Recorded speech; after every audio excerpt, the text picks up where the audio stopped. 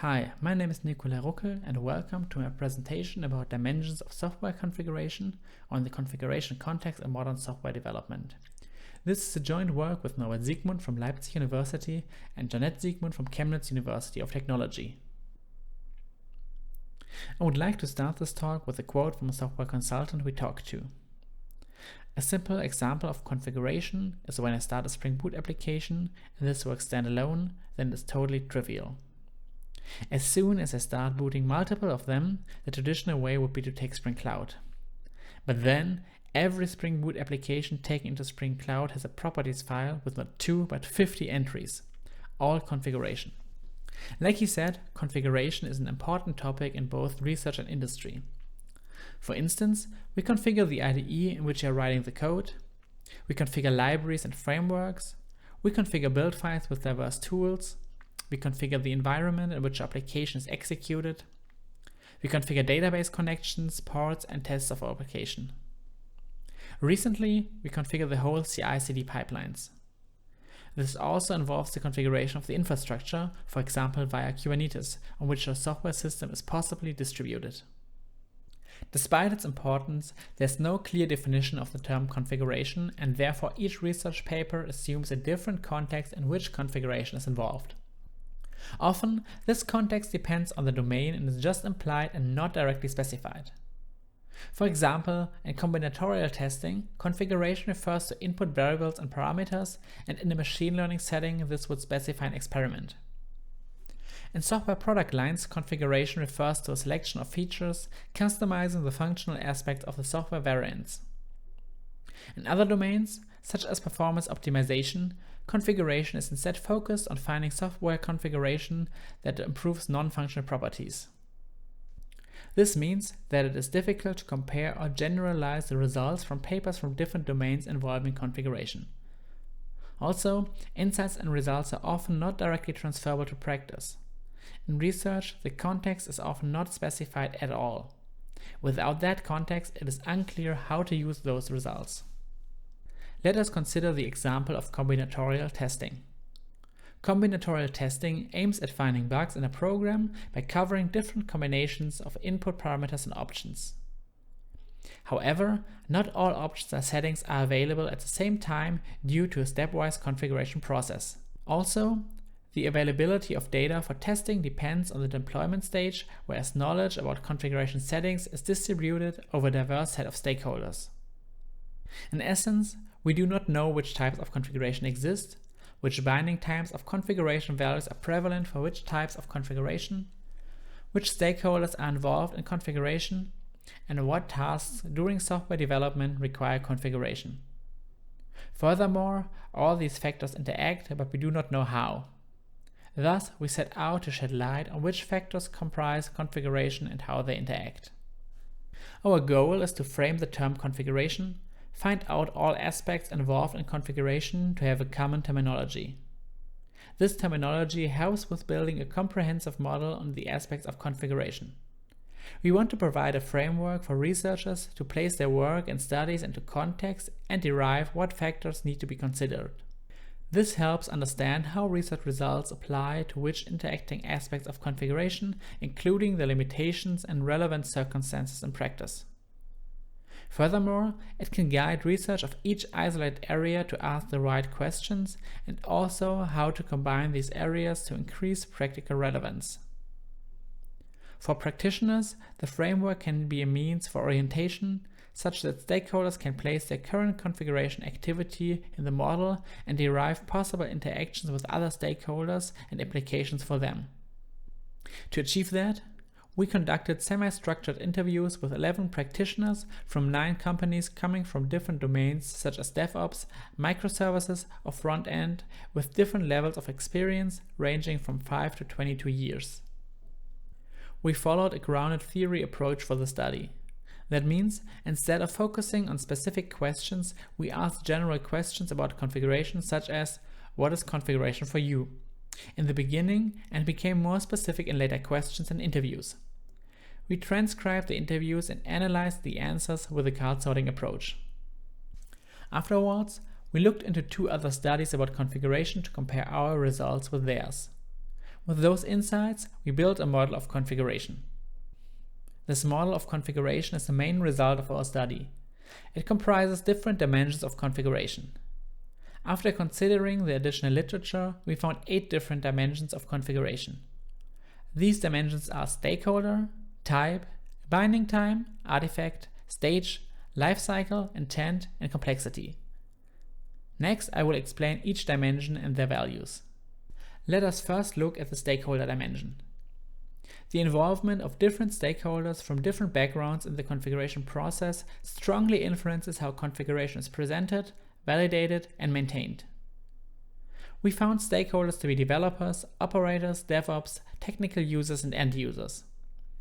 Of course, all of those stakeholder categories can be further divided to show role-specific aspects, for example, front-end or back-end developers. For example, operators configure underlying hardware systems, operating systems, or other infrastructure, while developers create the configuration options and provide default values. With the rise of DevOps, the separation between those two groups has been blurred. One of the interviews said, "With the DevOps approach, requirements have changed. They not only need to understand the technology, but also give recommendations for configurations or apply configurations on their own and take responsibility for them." The interviews identified 2 main types of configuration: domain-specific and technical configuration, which we model in this dimension. One practitioner described it as follows: "The domain-specific configuration helps us to faster provide and customize functions to different customers. And technical configuration can break many things if done wrong. Technical configuration comprises infrastructure configuration and development configuration, as the kind of tools, configuration artifacts, and configuration effort differ substantially. Technical configuration comprises infrastructure configuration and development configuration, as the kind of tools, configuration artifacts, and configuration effort differ substantially. Infrastructure configuration refers to adjusting a software system to the underlying hardware and software, such as connecting to the correct database system, using a specific port, or setting environmental variables in a Docker file. Development configuration, as stated in the interviews, involves setting up development tools such as IDEs and build tools, the build and testing process, and automating the deployment process to different stages. Binding time refers to the event of binding a configuration option to a certain value. The binding time of an option varies largely from depending on build time, for example in form of build scripts, deployment time in form of configuration files, to load and runtime. Hence, binding time strongly interacts with the dimension stakeholder, type of configuration, and configuration artifact. It also depends on the domain, as one of the interviews stated. Usually, microservices are relatively fast to deploy, so that most of the time dynamic configuration is not needed. So you reconfigure something in a file and redeploy the container. Thinking about an appropriate binding time of configuration options is an undervalued task in academia and practice, as most research papers don't specify this. Nowadays, configurations are distributed in many artifacts that exhibit their own structure, syntax, and semantic. This is described by the configuration artifact dimension. Even though different formats have different advantages and disadvantages, we found that simple configuration files such as properties or ini files are favored by our interviewees. They said that configuration should have an easy format that is also comprehensible and that is easily readable by humans and has possibly few interactions. The stage dimension describes that configuration happens in different stages of the development process, such as development or testing. Each stage usually describes a different infrastructure environment of the running system, variables such as a JVM class path, and available resources such as database systems. Additionally, it is often strongly connected to a stage in the CI/CD process in which a software system is deployed and executed. These stages lead to different configurations, as one of the practitioners put it when he said, "So, you have your application which you can configure. Then you have the application in the environment in which it is deployed, and there is an additional configuration that diverges." Typical stages include testing, pre-production, and production. This dimension of lifecycle describes the diverse aspects of configuration options from creation and maintenance over binding to deprecation, that is, all lifetime phases. One of our interviewees told us, I can customize my application server with a certain VM size. Which VM size later actually applied, we don't know. We have tested it with this minimum and that maximum. But the final configuration is done by the ops guys. And thus, they own the values and are responsible for them. That is, every stakeholder is responsible for different lifetime phases and affected by the earlier ones. Although some research has identified diverse problems when introducing more and more options, it is often not clear that a configuration option has its own life cycle, which starts in the requirement phase when, for example, a new optional feature is planned. This dimension describes why configuration options are introduced in the first place, which can have a strong effect on the other dimensions. We found that often options are introduced to tailor functional behavior, to tailor non-functional behavior, and to reuse code. However, some interviewees pointed out that there exist several more intents that trigger the implementation of configuration options, such as knowledge preservation or to be able to make a software system runnable on an unknown environment. Another example is to coordinate the deployment of a new feature that spans over multiple services, like in the case of one practitioner who said, due to the team's autonomy, it is desired that when you have implemented a feature, you can take it to production, but it is deactivated with a toggle, but is already present in production code. If all teams have finished their dependent implementations, then each needs only to turn on the switch to activate the feature. Although there are many aspects contributing to the configuration's complexity, there are certain values that need special attention. So far, we have not explicitly addressed the scope of a configuration with respect to software models and artifacts. The interviews of Berger et al. Reported on configuration that affects only individual modules and configuration that is distributed among different modules, frameworks, services, and other artifacts.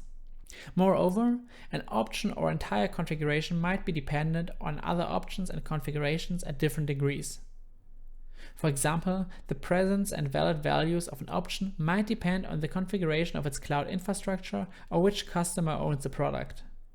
In such cases, the complexity increases and interacts with other dimensions such as the configuration artifacts, stage, and type. So, choosing the right artifact for a specific type of configuration depends on the complexity of the configuration. To show our model in action, we provide a model of configuration for 18 research papers selected from 3 related research fields: configuration engineering, software product lines, performance optimization, and testing and configuration errors. Here, I want to talk about the insights in software product lines and performance optimization. Let's start with software product lines. We analyzed several papers in the area of software product line research to see which dimensions and values are covered. The model shows that those papers mainly focus on developers, which is natural as mostly implementation techniques are discussed. However, it appears that the new trend of DevOps seems not to have reached yet research in this area. Also not surprisingly is that most papers focus around code reuse and functional customization of software systems.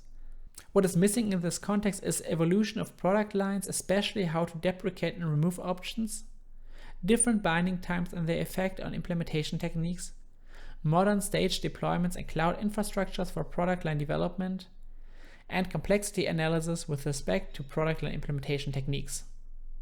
Next, we look at performance optimization. The papers we chose here all take the same context. A user or developer configures a software system via a configuration file either at load or build time. None of the papers made the environment explicit. It is unknown at which stage the performance was optimized, and the infrastructure is not taken into account even though it can have a profound influence on performance. With the restriction on binding configuration options, reconfiguration or software evolution is not considered.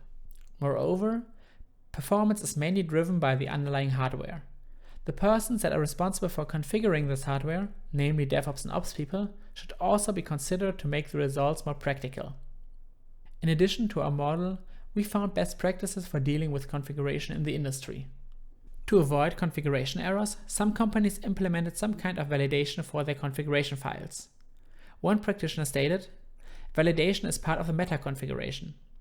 So there is a kind of management model, that is, a configuration is not only the name of the option, but also the data type, a validation, or where does this configuration value come from, so cross relations to other configuration values. To make best use of this validation, they apply a fail-fast strategy. They said, real program code can have errors, but there are more possibilities to verify things also already at build time. Maybe that is a possibility to address this problem, that you may try to validate or check the configuration as part of building the software. Everything that can be done as early as possible in the process, validation checking, helps to solve those problems. Another strategy is to simplify configuration. One practitioner that worked on a configuration editor said, I don't think that my users know what makes sense to configure and what not. So it is my task to find out how to present the configuration options to users in a way that is as easy as possible to configure things. To summarize, the practitioner suggested 3 main practices to avoid configuration errors: explicit modeling of options to make validation possible, favor value binding at build time over configuration at runtime to find errors fast, and simplify configurations. To deal with distributed configurations, for example in microservice architectures, a lot of the companies have dedicated teams to configure the platforms. At one company, a developer told us, a sister team of ours mainly does this Kubernetes configuration. They provide the basis for us and provide the low-level things. This way, they had a clear separation of responsibilities and allows the developers of individual services to focus on the configuration of their service without worrying about the integration to the infrastructure. Also, some practitioners told us that there was a general naming convention for configuration options to make them consistent company-wide. They emphasized that it's important to have configuration files next to the code they configure in the same repository to let it be tracked by the version control system. In addition, configuration files get reviewed in pull requests the same way that code gets reviewed. We have not seen many solutions to performance optimization despite its relevance. Performance engineers run stress tests and other related measurements, but with the main goal of finding good default values rather than optimized settings for individual customers. Interestingly, for the domain of performance engineering, we could not find any best practices, which is interesting since it seems to be an important topic in most of the companies. One reason could be that the term itself is, just like configuration, not clearly defined as stated by an interviewee who said, performance is really difficult. What means performance? Response time of requests? From which requests? Resource consumption counts as well. While they would be interested in finding optimal configurations for individual customers or use cases, they only apply techniques like stress testing to find good default values. There's a team that does nothing else than performance testing. They have different setups at hand, and every new function becomes eventually part of a performance test. To summarize, I would like to present the lessons we have learned during our study. First, configuration becomes more and more important since we always strive for writing less code and better reaching our goals via configuration. That is, instead of implementing everything themselves, developers tend to use third-party frameworks and tools which have to be configured. Configuration often has no well-defined grammar and type system like source code has, which can lead to problems. An interviewee told us the following example. If I mix up some characters in my configuration, then there's no compiler that complains about that, but everything goes through, and later I have to find out that there's some character missing in the username. It is also a highly cross-cutting activity which affects almost all stakeholders of a software system, is defined in various artifacts which themselves are distributed in different environments. These influences are not always known to each stakeholder, as one of the practitioners said. They said, that reaches a certain level of complexity where I don't know what happens if I turn a switch anymore. What happens with the configuration? Is it still active, or does it get overwritten by other mechanisms? This concludes my talk about the dimensions of software configuration. You can find our questionnaire, the transcripts, and additional material in our project repository at GitHub. If you have any questions, feel free to ask us during the interactive conversations or send us a message directly. Thank you for your attention, and I hope you enjoyed the rest of the conference.